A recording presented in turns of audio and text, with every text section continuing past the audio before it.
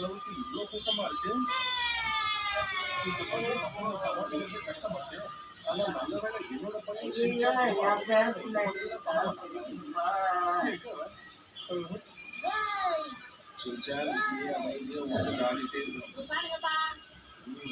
Buttocks எல்லாம் வெடிக்கிறாமா. நம்ம கூட இருந்தா எவ்வளவு நல்லா இருக்கும்ல.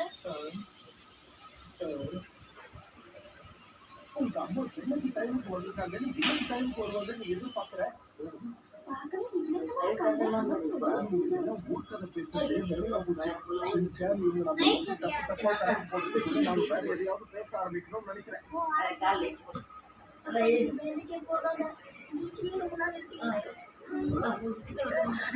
ஸ்பெஷல் மார்னிங் சண்டே வேலை செஞ்சா முன்னாடி வாரத்தை இப்படி வாங்குற.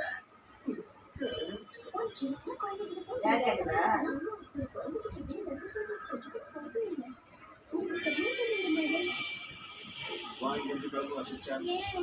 அது எனக்கே தெரியாதுப்பா. ஷின்சான் இது எல்லாத்துக்கும் காரணம் உங்க அம்மா தான். அவங்க மட்டும் இன்னைக்கு பார்த்துட்டு நம்ம கூட வந்திருந்தாங்கன்னா யாரும் நம்மளை பத்தி பேசவோ யோசிக்கவோ செஞ்சிருக்கவே மாட்டாங்க. சார் அதான் பிரின்சிபல் சார் நீங்களா? நான் உங்ககிட்ட எத்தனை தடவை சொல்றேன், சீட் கிடையாது.